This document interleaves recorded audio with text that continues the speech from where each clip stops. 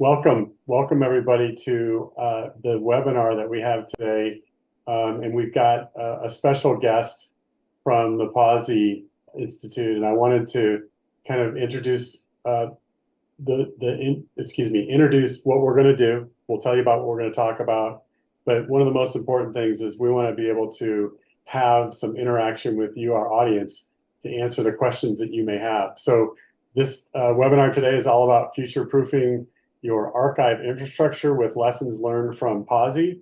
And let me talk a little bit about housekeeping first. So in the chat box, you'll notice that there's a floating menu bar. And within that floating menu bar, there's two things that I'd like to bring your attention to. So number one, the chat box will be populated with relevant content. So we're talking about LumOS today, the software that is the brains behind the operation with respect to our tape libraries.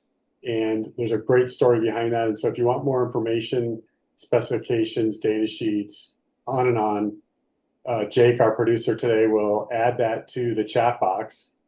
The second item in that menu I wanted to bring your attention to is there should be a Q&A pod in there. If you don't see the Q&A pod, you can click on the More button, and underneath there, you'll see a Q&A box. And the Q&A part is probably the most important portion of today's webinar, because we really want to make sure that you, our audience, our customers, our friends, everybody in attendance here gets your questions answered. And so nothing really is off limits. We're here to answer your questions no matter how complicated.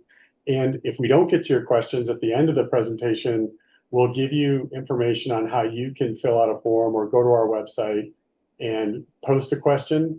But also you can always reach out if you have a sales exec that calls on your account, or if you have an applications engineer from Spectra, those folks will also be more than happy to answer any questions.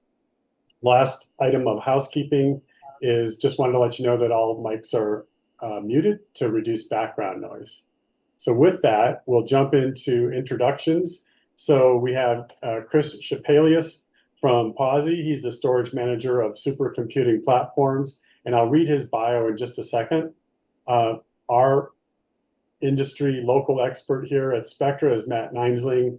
He's the business unit executive for tape at Spectra Logic, and he's been in this business a long time. He knows just about everything. It's really hard to stump him with your toughest questions. And lastly, I'm Ted Odie. I'm the Director of Product Marketing here at Spectra. So with that, let me read the introductions. So I don't want to take the chance of screwing something up. So first of all, Pawsey is a supercomputing research center located in Perth, Australia.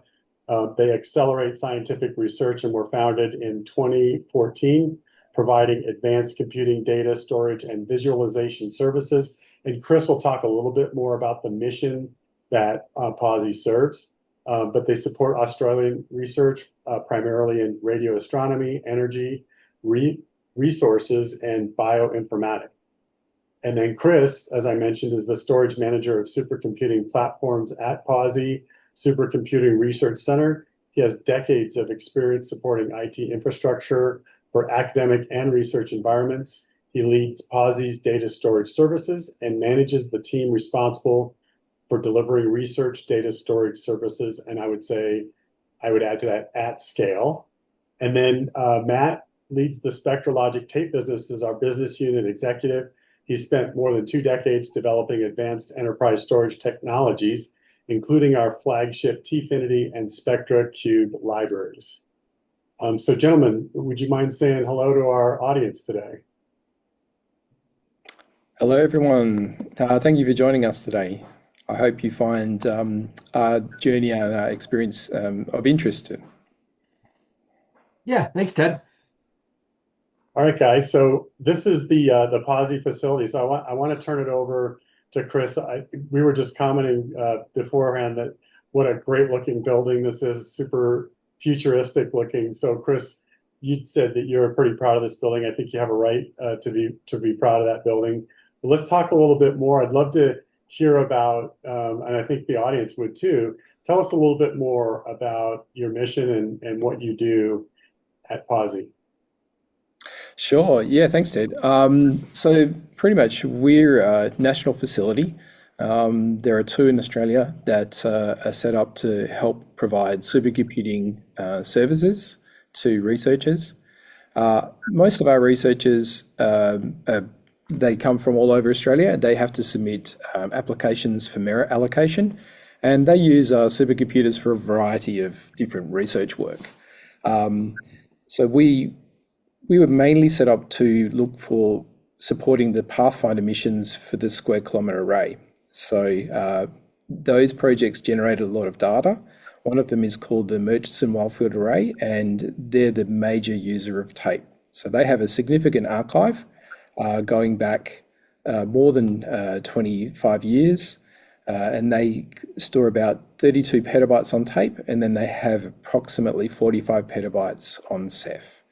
So very large data archives, radio astronomy, and we do other science as well for contemporary research in Australia. So we provide a lot of CPU hours for Australian researchers. And I don't even want to guess what kind of animal that is. Can you tell us what that is? Oh yeah, so sorry, that's a quokka. So quokkas are found in Western Australia. They were renowned for being found on Rottnest Island. We decided that with our new supercomputer, we would name it after the Latin name for quokka, which is Cetonix, and you'll see Cetonix in the next slide. So they're a little marsupial. There you go. So you can see that that's a bit of a novel name for a supercomputer. Instead of calling it after famous people, we decided to use the animal.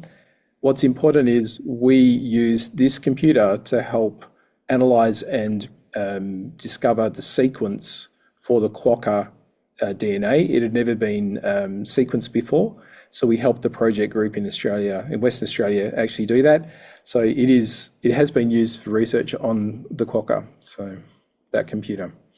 Serious horsepower there, because I saw somewhere where you guys had a spec on petaflops. Do you remember off the top of the head what that was? Yeah, so it's approximately 45 petaflops of performance. Basically, it's a GPU-based supercomputer, liquid cooled, and we have a smaller CPU partition, which is AMD. So we use AMD GPUs and CPUs. They're very low power efficient because we have a power cap of 1 megawatt. Wow, that's awesome. So how long? I don't want to take us down a rat hole, but this looks pretty fresh. How long have you had this HPE Cray systems? So it was formally accepted in 2023 from memory. So we got an amount of money from the Australian federal government to refresh our infrastructure, including the compute. And it's been running now for over 4 years, but it's 3 in true production. So it's midlife. And we're looking to add, so we've got an amount of money we're using for networking, and we're also, we're out to market for a scratch file system. So I can't talk more about that, but that's where we're going with the supercomputer. Yeah. Awesome. And the slide just jumped ahead without me touching it. So I'll Nice. About the libraries. Yeah, so we have 2 Tfinity Plus tape libraries. So we acquired these in late 2011, originally with TS1140s, and then we've been upgrading those libraries over time. So we've had major upgrades for the HPT, the pickers, the power rails, and everything in it. They get refreshed. We do a preventive maintenance annually. And now we're running mostly with 32 TS1150 enterprise drives, and we have 6 TS1160 drives which access JD and JE media. So I'll talk a little bit about the long-term storage infrastructure. So we kind of have different tiers of storage for our users. We have Scratch and Lustre file systems we use for HPC. We also have a couple of NFS mounts for reference data sets that are online, but then we have another tranche of long-term storage. So we basically had a DMF HSM, hierarchical storage management system, and we decided that when we were going to update, we would split the storage apart, and we decided that we would acquire a large amount of Ceph storage, which we use Dell, and then we would actually refresh and upgrade the interfaces for the tape system. We decided to migrate from DMF6 to Versity SCADA-M. So it's quite a big change, but the nice thing is we could keep the data where it sat on tape, and then we can simply reread the tape cartridges without having to do a very long and tedious migration of data. So we didn't have to run two systems in parallel. So you'll see that the source storage is users basically upload data through different portals that are provided. So one is a radio astronomy portal, the other is a Pawsey data portal. Once they've uploaded that into the portal basically will push the data through the Versity Scout file system cache, and then that gets archived down to tape.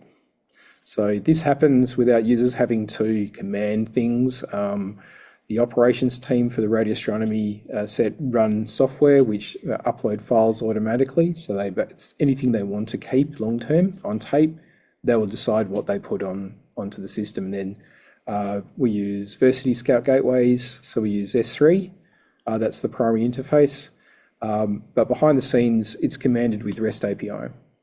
So the nice thing is we could plug this infrastructure directly into the existing Spectra Logic T-Infinities and then start accessing the old data cartridges, which are in DMF format, and then present new cartridges, which we're running SCADA-M, and move data seamlessly between the two. And then we've been adding additional capacity to those libraries. So we bought some tranches of JD media, and late last year we bought some more JE media. So that's why you'll see we've got two different eras of tape drives, the 1150s and then some newer 1160s. So Chris, you guys made a decision to upgrade to LumOS, and in a few minutes, Matt will take us through some of the features of LumOS, as well as the roadmap, which I think several folks are interested in hearing about as well. But we'd be really interested to hear about your LumOS story. How did you make that decision? Why? What did that upgrade look like? And then what kind of results are you seeing from that upgrade? Yeah, sure. So stepping back a few years, we were hearing about a development of a new project to refresh the interfaces and the controllers for the libraries. So we said, yeah, tell us more once things are developed. And we basically found out more year before last that there was an option that we could upgrade to. So we did some testing. So we got access to a test system running LumOS, and it was very evident to us very quickly that there were a lot of gains in the LumOS interface, especially the speed of a lot of the operator type functions were much faster. Dashboards were better. So we decided to write a business case to apply for funding to upgrade the interfaces for the libraries. And then we basically went live February last year. So we've been using it for just over a year now. And we've seen quite a lot of improvements, I guess. One of the things we saw was because of the speed of different tasks, it actually saves us a lot of operator time. So I had a challenge in that over the last 3 years, I've had two senior sysadmins retire. They were doing the bulk of the field replaceable units work, pulling diagnostics from tape drives, etc. Standard operation. But when they retired, I lost two experienced staff who've been working on these libraries for 10 years, and I had to train a new operator. One of the nice things was I could give my new sysadmin / operator LumOS, and things much faster and easier. So logging tickets became much more straightforward. We need to get drive dumps, logging. It was much easier to see these in LumOS, and it speeds up for us the fixing things proactively when we see things like, mainly tape drive issues. But the interfaces are really easy to work with. We've been using the REST API, and that helps us with things like inventory and additional operations that we can use via REST API. So yeah, it's nice to have new interfaces that are much easier to use and much faster. And I think that's leading to efficiency. So the pitch was that the business case was this should make the libraries easier to manage and operate. And so far, that's what we've seen. Yeah. So would you say that? Sorry, go ahead, Chris. I was just going to say it's generally been positive, it's a good experience, and I think the old units were limited in terms of, I guess, performance and storage capacity. I find it super easy to put LumOS updates on. It's made drive firmware updates, which I just did last month, much simpler. It's a big step up from Bluescale. That's what I found. So, yeah, positive. So I have to ask you a question about LTO, Chris. And you and I haven't spoken about it previously, but I noticed you're on TS, and the Spectra libraries are the only ones that can do all the enterprise TS and T10,000 as well as LTO. With a lot of things that are going on in the market, what are you guys thinking about LTO? Does that fit into any future plan? So I think LTO does have a role to play. I mean, for us in the future. Yeah, it was interesting news from IBM about the enterprise line. We'd always enjoyed the upformatting aspect of using media cartridges. So from the era of JC, JD, and JE, it was nice to be able to basically reformat them and get some capacity back. But that kind of changed with 1170 and JF, and I think for us, with new archive pools, it would make sense to just start putting in some LTO. That's what we would look at in the future. I think the dollars per terabyte also are quite good. Enterprise tape's always been a slightly higher cost and cost premium. And you've also seen I've seen an improvement in the mean time between failures and the longevity of LTO. So, our oldest cartridges are 2011. And if I didn't use enterprise media, I'd be worried about my failure rates by now if I was LTO. But I think going forwards, LTO would be of use, and that's why if we get funding submissions approved, I would look at LTO tape and drives for the next epoch of storage technology, and skip 1170 and JF. So Matt, this would be a good time for you to kind of help educate us a little bit about how we see LTO-10 and enterprise tape. The lines between those are really becoming indistinct. Can you give us a little bit more comment on what you see with LTO-10 and how that changes the game a little bit? Yeah, the LTO-10 drive really was designed to be a platform that could be both LTO and enterprise if it was ever moved forward. So the drive itself was designed to where it had kind of the same form factor, the physical drive brick, as an enterprise drive. Obviously, the tapes are different sizes, so like the loader mechanisms would be different. But the new PISA heads and all the new ASICs and all the new electronics were designed around being a common platform for any kind of drive in the future. It looks like that's probably going to be LTO going forward, with LTO-10 being the first version using that new platform. And it really does put LTO into more of an enterprise space. So I think going forward, we're going to see a lot more of that. You'll see even more developments with LTO-11 out, in 3 or 4 years from now. But it's kind of put, all the software features like RAO and some of the things that used to be available only on the enterprise line now are also available on LTO. And I think you'll see the rest of that all happen, with LTO out into the next generation. Awesome, thank you. But we're here to talk about LumOS today. So I just want to remind everybody, please go ahead. You can jump in at any time.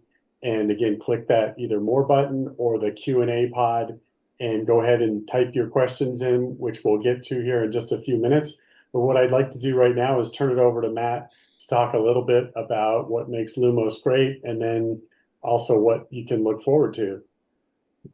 Yeah, and a lot of it really kind of what Chris said resonates pretty well in terms of the reasons for why we did Lumos. We developed Bluescale. We'd used Bluescale on all of our enterprise libraries for 20 plus years, and it had gotten to the point where it had gotten more and more harder to develop in. So we started about from today, it was about 9.5 years ago, we started developing Lumos. It took us about 7 years because it wasn't just porting code over to a different OS or something like that. It was a full rewrite of the entire application. And we had to maintain Bluescale at the same time. So we kind of had parallel tracks of development there. But we knew we needed to get onto a new platform. And we released that first version of Lumos in January 2024. The first 9 months was fairly slow from an updating in the field perspective, and then we started to see a lot more traction with it. And we started to get a lot more very large enterprise customers move to Lumos. And the goals for Lumos were to make it much, much faster, easier to use, more intuitive, and to be able to develop a lot in it. And a lot of that kind of is what Chris talked about and what they've seen with Lumos, which is always a really positive thing to see that those goals. I think we've achieved most of them, and we'll continue to add on to that, which is the other benefit to all these users is it's not a platform, it's not a dead platform. There's going to be a lot of new things coming. It is now, Lumos is available for all of our enterprise libraries. So initially it was Tfinity. About a year and a half ago, we released it for T950. So now all new Tfinities and all T950s ship with Lumos, and then it's available to upgrade for any of those systems in the field. And then about 5 months ago, we released Lumos for the T200, T380, and T680. So now anyone with any of those smaller rack mount TerraPack-based libraries can also upgrade to Lumos with that same goal in mind of, in Pawsey's example, they've got a library that's 15 years old. That's, it's got, you upgrade it to Lumos and it's kind of a midlife, bump up, and now you keep it for another 15 years. And that's a huge differentiator with tape than any other storage or any other technology in your data center. Is these libraries stay around for a long time, and you're going to get newer generations of tape drives. You're going to have, new media. You're going to have, PMs and mechanical refreshes and all those things. But that big piece of hardware can live for literally decades in many cases as a capital asset for that enterprise and expand and grow over time and change from enterprise media to LTO and all those kind of things without having to go back out and completely revamp and buy all new systems, which is also a lot easier to then move some of that budget to other things that, like GPUs and compute and things that you're having to refresh much more often.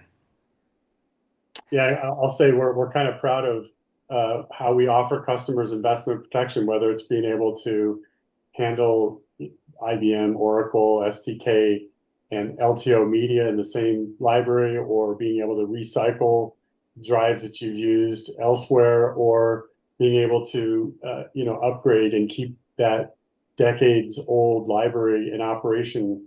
We pride ourselves on investment protection, right, Matt? I mean, you kind of been one of the pioneers that built that investment protection approach. Yeah, and when we originally designed the Tfinity, we didn't know where any of those technologies would go, and so we wanted to make it capable of using all of them because we weren't sure whether it was going to be LTO or enterprise or what that next format would be. Great, let's move on. So some of the big things with Lumos, it has a totally different user interface. Also, like Chris talked about, it does have a complete REST API, and that's a big difference from Bluescale, coming off of Bluescale, and that Lumos is actually, we've developed it in a REST first approach. So everything we do is through the REST API, and then we use those same REST commands in our user interface. So there may be things in the REST API that you can use sooner than they're actually in the UI at times. And it gives you complete control over everything in the system over that API if you want to use it. So you can do complete automation of everything that you can use the library for. The UI is a completely different look and feel. I think it's a lot more intuitive. It's easier to use. It is different. It's going to take you a couple days to learn where all the buttons are and stuff. But once you've spent a day or even hours using it, you're going to find stuff really easily. It's going to be very simple, and you're going to be able to go back and use it, a week or two later and not have to really think about it at all. And then other things were really on the performance side of making it, very efficient. It's multi-threaded. You can have multiple tasks happening in LumOS at once. You don't have to wait for a task to complete to do the next thing. And it makes it a lot easier to use and walk up to the system and not get frustrated at times. And then security, if you were to run a security scan against Bluescale, it would fail, and it might even look like a denial of service on the library. So with LumOS, using a modern Linux OS, we bring in all the latest CVEs on each release. You can run security scans against the library. If you find a threat or a problem, we can do a really quick patch in a couple of days and actually give you a fix for it. And we actually do run Nessus security scans against every release to make sure that we aren't, sending it out there with any known vulnerabilities. So completely different kind of platform than what we had with Bluescale. When you do upgrade to LumOS, it's not just a software upgrade. We're also upgrading the hardware at the same time. And the things we wanted to do is to get the kind of performance and the usability out of it. We needed to go with newer, much faster CPUs and memory and all those things that make any kind of computer system run better. So we replaced the library control module in your library, and we also replaced the robotic control module, the RCM. But in the RCM position, we just put a simple CAN repeater, and that just lets the whole library, if it's on the CAN C bus, it pushes it up to the LCM, and that way all that new LumOS code and all that functionality is running on a single, much beefier compute platform in the system that lets you not have to do things like share databases and stuff like that over that slower CAN bus between the RCM and LCM. So that helps a lot with that performance, with the new hardware and with running it all on a single board in the system. We also replaced the front panel of the library to give you a newer, higher resolution, modern touch interface. You can do things like, I might have to zoom in if I want to read small text sometimes. You can do multi-touch, all that kind of stuff. So it just gives you a normal kind of touch interface like you'd have on a tablet or a phone. If it's a T-Finity, we actually replaced the CAN over power boards with completely new technology to get all the robotic commands out to the robots in the library. And that's a lot faster, and it's a much more robust interface. So we used to see some problems sometimes with what we called COP failures, which was CAN over power in previous generations. And we don't see those anymore going to the new interfaces to the robotics when we go to that LumOS upgrade. And then the last thing we add is we add dedicated weather stations in the library. Tape is still the one thing in the data center that cares a lot more about temperature and humidity. And it's always going to be that way. That's not going to be something that gets fixed in tape storage. So the way that we want to at least be able to report on what are we seeing. And we put that inside of the library cabinet. So you're seeing the ambient environment where the tapes live. They're, for very long periods of time. And if we see that temperature or humidity go outside of range, we send alerts and we make sure that you know what's going on. And that's kind of a unique thing to these Spectra libraries with LumOS. It seems like a no-brainer because tapes always had these kind of issues, but it's one of the things that we could easily add when we went to LumOS and kind of give that peace of mind, or at least that knowledge of what's happening. And one of the goals with LumOS was to add a lot more telemetry, a lot more information that you could get back out of the system. And that's also a lot of the stuff we're adding in these future LumOS releases as they're coming out. So more and more about what's happening with the library all the time. And then the other nice thing is, we have a roadmap, and we had gotten to the point where it was a lot harder to develop new features in Bluescale. Now that we have LumOS out, we are coming out with new stuff, basically, about 3 or 4 times a year. So we just released LumOS 3.0 back in January. That had the big feature in that was the new drive test. So we added a full drive test functionality in the library. With that, you'll use Spectra diagnostic cartridges because we don't want to use your tapes to go do testing of tape drives or robots or anything else. We want to use dedicated diagnostic cartridges that if something happens, we're not messing with any of your data or anything like that. But it gives you the ability to never have to use ITDT anymore. So everything's now built into the system. You can do complete drive testing. As we build up our database of more and more knowledge about each tape drive and each piece of media in the library, as we do more of these kind of tests with those individual systems, we'll also be able to do much better proactive management. We're collecting many more data points at this point than we used to. MLM used to be somewhere around 40-ish data points we'd pull every time a tape was unloaded. And with LumOS 3.0, I think right now we're at somewhere north of 200 data points every time we unload a cartridge. And we'll start to use more and more of that to be able to give you a lot more insights into what's going on with the health of the tapes, the health of the drives, just generally what's going on in those archive systems. LumOS 3.1 is coming out end of April, end of this month. And the big thing there is we'll add the same kind of automated tape test. So you could test individual tapes and see the state of that tape at a given point in time. That'll kind of build on the media lifecycle management functionality that's already there. Coming out in July this year, we'll have two-factor authentication for Lumos so that you'll have a little bit more security built into the library from an authentication standpoint. We're also going to be adding in-library vaulting, so you'll have kind of a second level of security from people can't get to the data on tape if somehow they hacked into your HSM software or something like that. And then we've got a whole list of other stuff that's going to happen in the future. And we keep adding to that list. This is just a subset of it over there on the right. But that's a lot of stuff that's coming back from the field, coming from our users. Chris has given us multiple things that he said, you guys should change Lumos to do this. It could be a simple change in the UI on reporting something differently, or an entirely new function that we don't have there today. And we want to hear that from the field.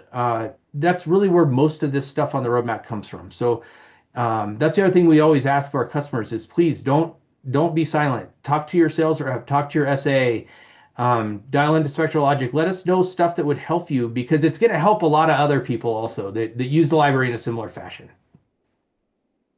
Yeah, and I'll add to that too. You've got an opportunity to ask for features right now here live while you've got the experts answering your questions. And so a couple housekeeping things before we jump into attendee Q&A. So if we don't get to your question and you have more information, we actually have an area where you can fill out a form at spectralogic.com. Oops, hold on. Give me just a second here. Got a touchy mouse. We'll jump back into there. We go. Can you guys see my screen? Yep. Okay, good.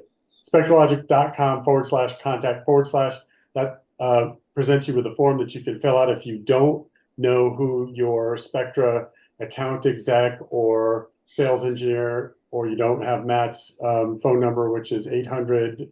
It's 800 Matt 9, I think, isn't it, Matt? Just keep dialing. Yeah.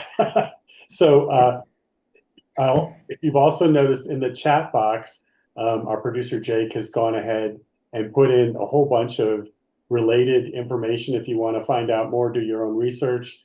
There's a number of resources in that chat box. And then again, last call for questions.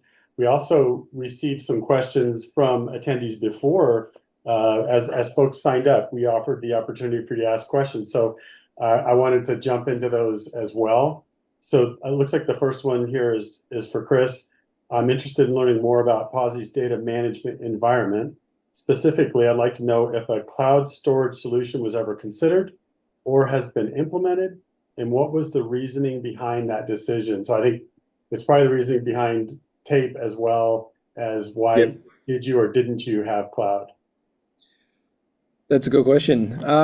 So every center of any size should be looking at the cloud storage option cost and the total cost of ownership. And also, I did extensive research on this. We did this before we opted to spend a cent or a dollar of federal funding.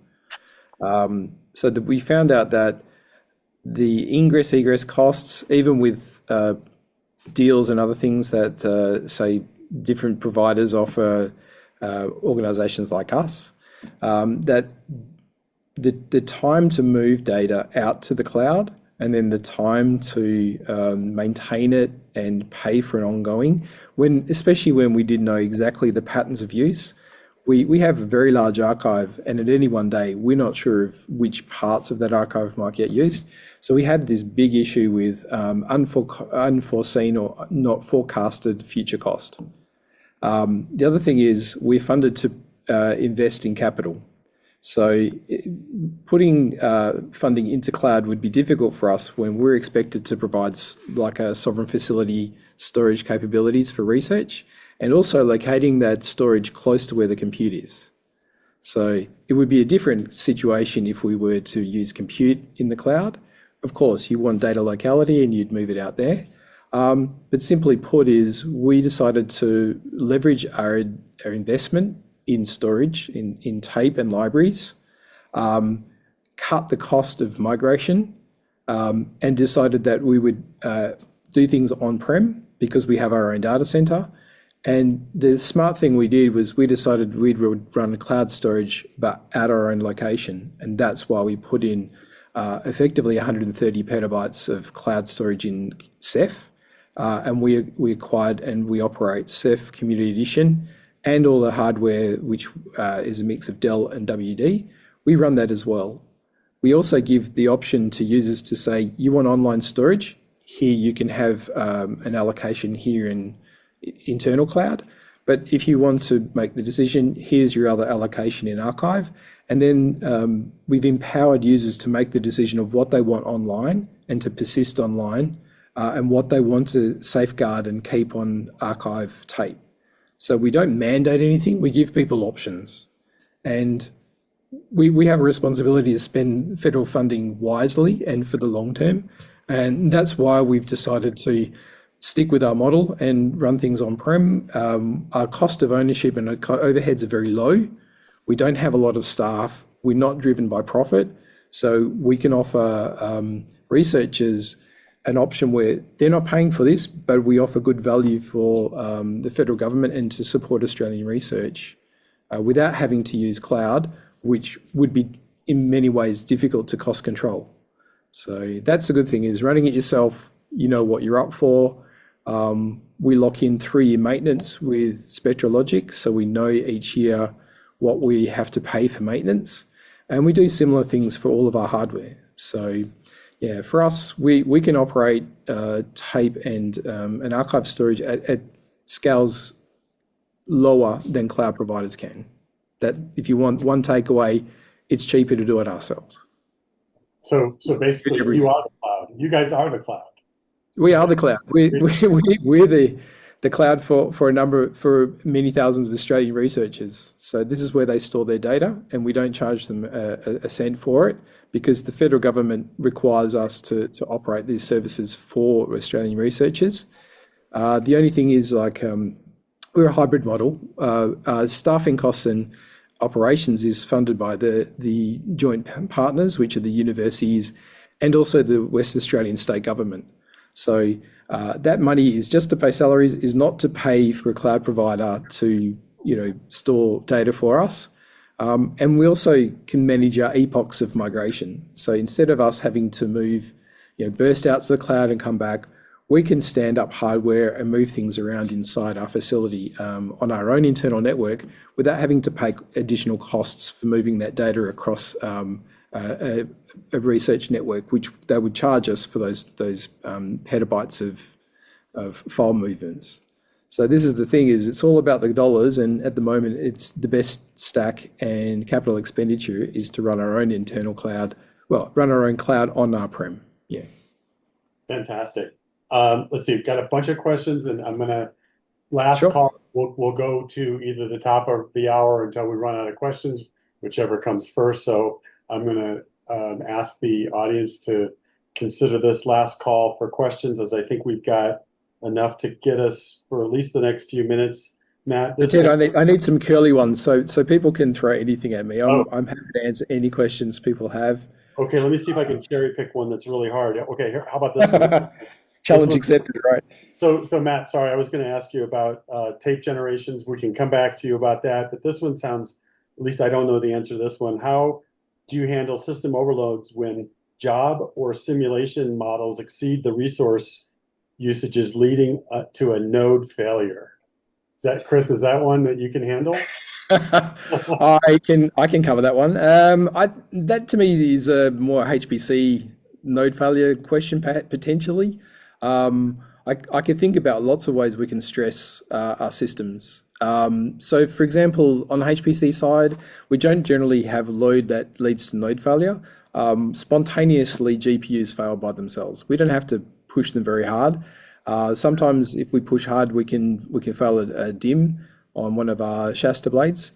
But let's forget about HPC, and I'm assuming this question might be about Versity. So what happens is we've worked with Versity for a number of years. We went live in 2022, and we don't see any of our Versity servers node fail or kernel panic or crash dump anymore. We used to have issues a couple of years ago, and what happens now is we see hundreds of thousands of stage requests come through per hour often. A radio astronomer gets excited and says, I want to look at all the last data for the last 3 years. There's a couple of 10 million files, and they'll just put in the request and the system will just chug along and work through those requests. So previously we would have race condition or we'd have issues, but now that we've got a nice balance and we've matured the system, we don't see those failures come out. And the other thing is, that doesn't lead to any tape library overload. The servers are the front end, and they're the ones that broker the requests. And also the Scout software is very good at working out the sequence order of staging those files from tape cartridges. So it'll actually order the stages, so it's the most efficient way that when a tape is loaded into a drive, the efficient way of then reading all that data back in a nice orderly fashion. So this actually speeds the time to recall stages because you've got them in the right order and you're not randomly going to different sections of the tape to try and find different parts of the file or different files. So yeah, I think that's a no issue challenge we have for storage. Yeah, sure, things can get very, very loaded, but the thing is it's extremely rare. I would say never say never. It's extremely rare that we'd have like a node failure condition. And in fact, the way that Versity operates is it's got multiple redundant nodes and sharding. So if you lose a node, the other nodes in our cluster would take over that workload. So we don't, I mean, I had a server failure probably 2 months ago. So no one noticed apart from the fact that we had one of our S3 gateways down. Nothing else was detected. That's how it's supposed to go. That's great. I thank you. That's a great answer, Chris. I really appreciate it. No worries. How you explained the before Scout AM and after Scout AM. So dramatic difference. Yeah, definitely dramatic. Matt, I'd like to get this question because I think this is a really good one that's going to help folks understand. So the question really is, what's the minimum LTO generation? But I also want to add to that, since today we're talking about TS. So can you expand that question to include TS as well as T10,000? Is there a minimum generation for all three of those tape technologies when it comes to working with LumOS? Yep. So with LTO, you can go back to an LTO5 drive with LumOS. You can't use an LTO5 drive as an exporter, so you have to have either newer drives or a RIM2 as your exporter. LTO6 through LTO10 can all be exporters in LumOS as well, as far as the exporting the robotics out of the system. With TS, we go back to TS1150. We don't have any more TS1140s under service, so we did not test TS1140 with LumOS. If we had to, it would probably work, but there just was no reason to, and we don't really want to have 1140s supported out there. They aren't really a repairable or supported drive at this point. And an 1155 or an 1160 can read all the same tapes that an 1140 could. So there's no real reason to have them out there. LumOS does not currently support T10K. So the customers that are, I think we have one customer currently left, still migrating off of T10K, and they are still running Bluescale on their T-Finities because we have not released the LumOS support for it. And that's really based on the fact that it is a pretty good chunk of work to move that code into LumOS. The T10K drive was kind of the development to make it work in Bluescale was not something that we worked closely with Oracle. We basically had to figure out what all the different commands were, how they worked, how they interacted with the library. and it would be a decent sized lift to move all that code into Lumos and make sure that we test it thoroughly to make sure it works as expected. There aren't many libraries out there left that running T10K, and I believe we only have one customer that still has it. We've had a number of them that did have T10K, but they've all finished their migrations except for I think one left. Finished migrations, meaning they've gone to They've LTO. moved to LTO at this point, all of them. Okay. Chris, another question just popped in for you, and I think it's related to the last one. How many Versity servers are you using to handle roughly how many requests per terabyte per day? Sure. I'll have to give rough figures. I'll have to pull the log. See. Yeah. So we've got 6 Versity servers. They're dual Intel Xeon Platinum with 192 gig of RAM each. We find that we scaled things so that we could have the Scout file system keep up, which can run at 18 gigabytes per second. And we then looked at the number of drives we have. So we've got 32 1150s. We looked at running those at effectively 80% line rate.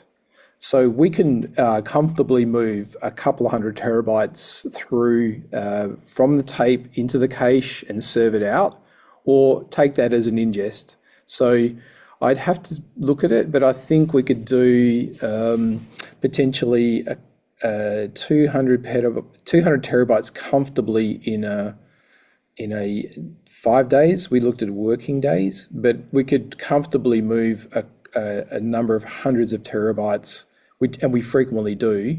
We move hundreds of terabytes in a week. So 200, 300 terabytes is what I'd see normally. I look at what we archive, because when we're actually pulling files back and putting them online, usually if we're reading those from the old DMF tapes, they have to get re-archived onto read-write tapes. So I look at that. And recently, in the last 2 days, we did about 50 terabytes of re-archive.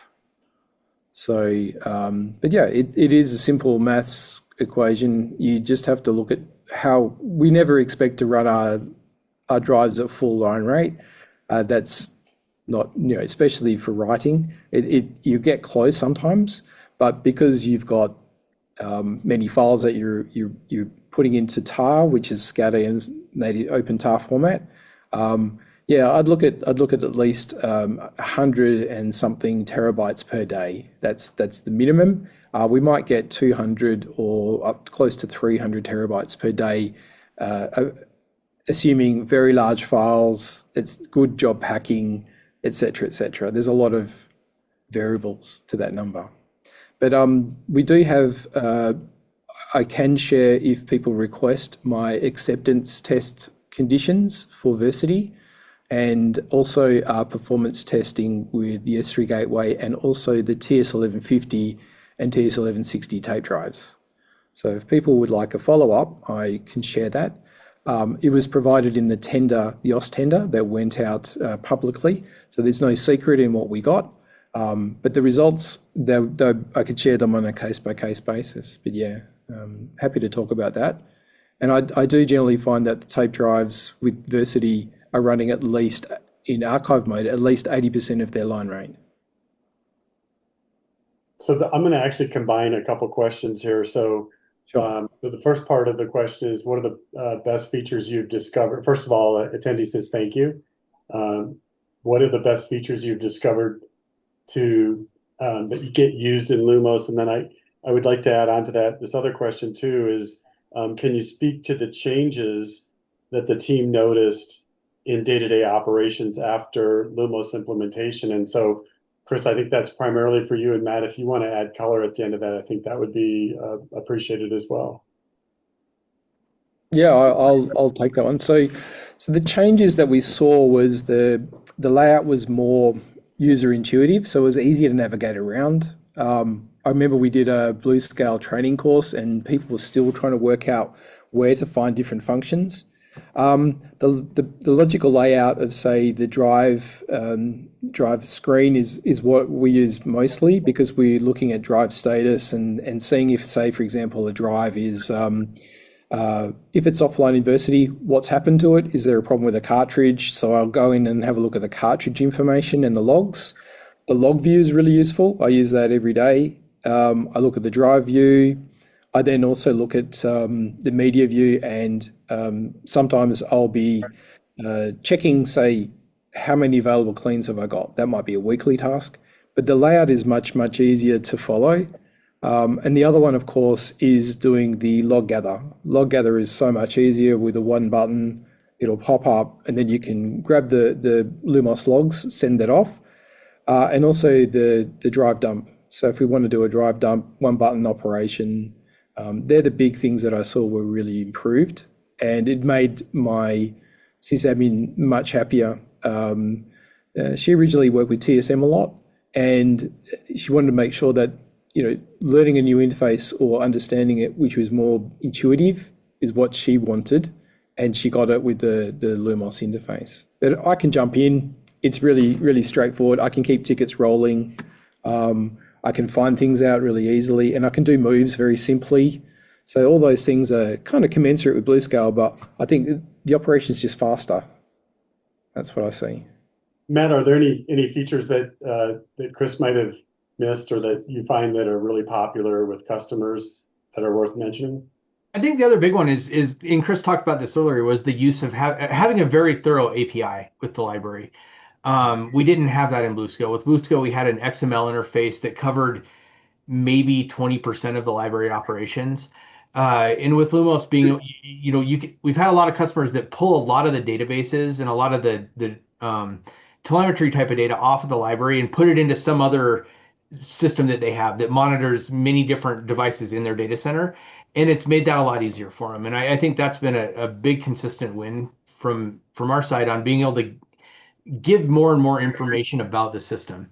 I know a number of customers used to use the Schlipalius, the Spectra Logic API that we worked with Lawrence Livermore on, that was out on GitHub for Bluescale. We have been working with Herb at Lawrence Livermore, and there will be a Schlipalius 2. It should be available on GitHub probably in the June-July timeframe. So that'll also make it even a little bit easier to jump in and use that REST API if you're not familiar with using those kind of API systems. With kind of a Python 3 type of wrapper around it. So that'll be out there here soon to help people if they want to use it for other information gathering. Great. So we're down to our last two questions. I think we're just about going to make it. So Matt, I'm going to give you one more, and then Chris, I'll give you one after that. So Matt, can you take us a little bit through what does the LumOS upgrade process look like? Is there any downtime that I need to think about or plan for? Yep, it's basically 1 day of downtime per library. So what we want to do is we'll come on site. Before we get there, we'll want to work with you to get upgraded to the latest version of Bluescale, because that way it's a known thing that we don't have to have gone back and tested all these different versions of Bluescale and different types of databases. We want you on the latest version. We'll come on site. We'll download all of your information out of Bluescale. So the MLM database, basically your everything you can get off the system. We'll put that on a USB key. We'll then turn the library off. We'll replace the LCM with the new generation library control module. We'll replace the RCM with the library CAN repeater. We'll replace the front panel with the new front panel, and we'll add the weather station inside the base frame, or if it's a T950 or T200 380 680, just inside the library. If it's a Tfinity, we'll replace the COP with the new power line communication boards, the PLC boards. And then we'll power it up and we'll let it initialize. We'll then plug that USB in, and there's a migration script built into LumOS that takes all of that data from Bluescale and ports it in, and we turn it into the right databases in the new LumOS system. That way we don't have to do MLM discoveries. We'll import your encryption keys, all your licenses, all that kind of stuff. We'll then run some test moves, make sure everything's working okay, get it hooked up back to whatever backup software or archive software you use. Do some test mounts and inventories and that kind of stuff from the actual backup application, and then we'll hand it back over to you. So typically it's 1 day of downtime is what we ask for a LumOS upgrade. No, that's So what we saw. We had one day downtime for each of our T fins. Yeah. Yep, and it's pretty standard. We've done a lot of these at this point. We have around 70 to 75% of the T-Finities in the field that have upgraded to Lumos. So a lot of them actually are now on the new system.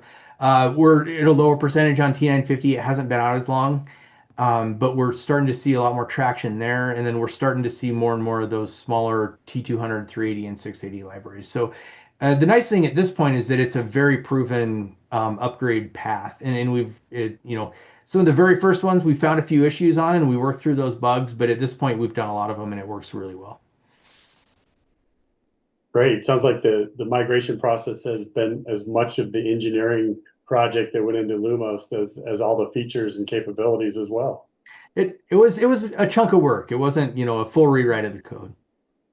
So last question of the morning, afternoon, or evening, wherever you happen to be. This one's for you, Chris. So asking you to pull out your crystal ball a little bit, and what do you foresee as like the next major future large scale investment in terms of storage infrastructure that you're going to be making at Pawsey? Ooh, that's a good one. So we're out for tender for a Scratch file system now, but in terms of that's Scratch. That's for HPC workload. What we're seeing is the uptake was really dramatic in providing a lot of Ceph, and also we've been expanding our tape capacity too. So late last year we bought some more tape and we bought more drives, and just now we've bought another tranche of enterprise tape and also tape drives for the T fins. Plus we've just put in some media expansion frames. So my constraint is I think we're going to see a lot more data if we have two projects come on board, which may be related to artificial intelligence and data sets for that. Potentially another few hundred petabytes of data. That we would need to tier down to tape storage, because the cost and the time to acquire more Ceph storage, which we're at full capacity this year, it won't be as easy to increase that, and it will take time and money to increase that storage pool. So I think for us the future looks like potentially another tranche of tape, which would be LTO. And yeah, without predicting anything, if we get the funding from the federal government, I think we'll look at potentially renewing our Ceph storage, but also adding capacity in archive to handle those large data sets. So these will be training sets or corpus for LLM. We're also being pressed to store other types of data. So reference data sets for bioinformatics. We're also working with partners of the Regional Square Kilometre Array Centre here in Perth, and they've already lined up some new tape to take SKA data, and they're going to ask us to work with them to store this data so they can share this out through a virtual observatory. So right now I'm seeing a massive growth in both radio astronomy sets, non-radio astronomy data sets, and everything stored on our side. So yeah, I think we'll see what we can get. I mean, at the moment it's difficult to go out for high performance memory and high performance storage. I think people are making a smarter decision about putting more data in the right tiers. So they're using online Ceph and they're using offline storage in a better way, because they know that we can't just go out and buy, we've got a limited budget. We can't buy, a couple of hundred terabytes of, or petabytes of NVMe. That's pricey stuff right now. And pricier too. I was going to say, it doesn't look like it's going to get cheaper in any time in the near term. So there's a bit of a renaissance with tape right now because of that, and because people are realizing to store the amount of information they need to store, they're going to have to really use all those tiers of storage, like you talked about, as wisely as possible. And that means stuff that you haven't touched or that you need to keep for a long time. You can't keep it on flash, and you may not be able to keep it on disk at this point. So pushing it down to tape is becoming even more in vogue than it has been. So it should be a good thing for the whole storage industry. I think so. I think people are getting smarter at understanding that the moment that we say we're at capacity, people then it triggers a new phase where people review what they've got and whether or not they really need to keep some of the data that is either a duplicate or it hasn't been gathered correctly. So this people start putting effort in when there's some kind of resource constraint, and then Yeah. people say, "Look, we're quite happy to use what you've provided us. We're just going to use it in a smarter way and prioritize that use." So it's a good thing. Yeah, I agree. I think it's best to move things where they should live. Not everything has to sit in Flash, and Flash doesn't last forever. That's the key, right? Yep. Yeah, that's Chris. It sounds like you've given a lot of thought to that wish list. Thank you for that great answer, and thank you to our audience members and our attendees for attending today. I hope you found this valuable.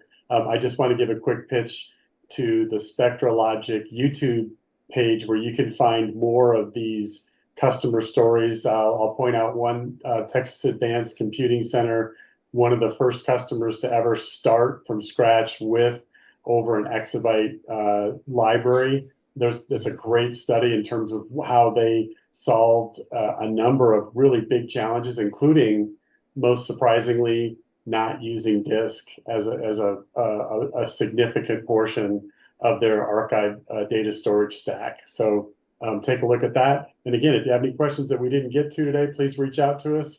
We're here to answer those questions and help you think about making these decisions that will benefit you, we hope, in the long term and in the immediate term as well. So thanks again. Thank you so much, Chris. We really appreciate it. You're Excellent welcome. webinar. Thank you again, Matt. And talk to you folks soon. We've got more webinars coming up later this year.